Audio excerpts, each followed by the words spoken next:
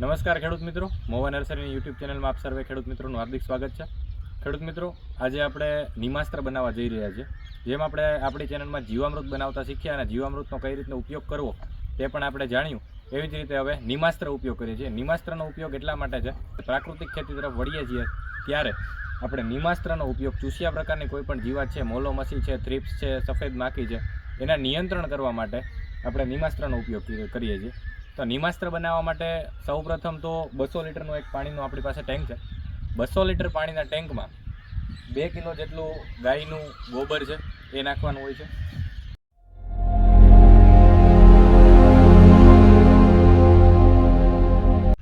હવે ખેડૂત મિત્રો, ત્યારબાદ તેમાં 10 લીટર દેશી ગાયનું ગૌમૂત્ર નાખવાનું છે।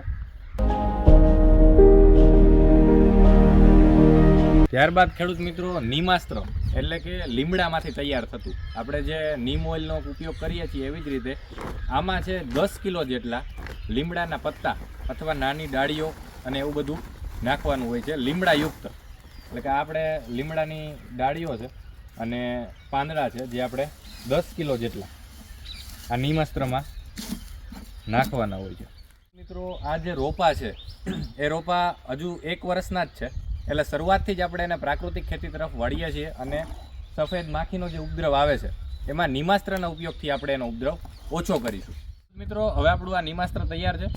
નિમાસ્ત્ર તૈયાર થઈ ગયું છે, તો હવે એને 5-5 મિનિટ સુધી સવાર અને સાંજે ઘડિયાળની કાંટાની દિશામાં ફેરવવાનું છે। 48 કલાક માટે આને છાંયને રહેવા દેવાનું છે। ત્યારબાદ પ્રતિ એકરે 200 લીટર એટલે કે આજે આપણે 200 લીટરનું નિમાસ્ત્ર તૈયાર કર્યું છે એને પ્રતિ એકરે તમે પ્રતિ 1 એકર માટે તમે વાપરી શકો છો। આને વાપરવા માટે એનો કોઈ પણ જાતનું પાણી કે એવું ભેળવવાનું નથી, સીધો જ સ્પ્રે દ્વારા આનો છંટકાવ કરવાનો છે। ખેડૂત મિત્રો, નિમાસ્ત્ર એટલે એક પ્રાકૃતિક ખેતી માટેનું જીવામૃત જેવું જ લિક્વિડ છે જે આપણે સીધો જ એનો છંટકાવ કરીએ છીએ અને ચૂસિયા પ્રકારની જીવાતો સામે આપણે રક્ષણ મેળવી શકીએ છીએ।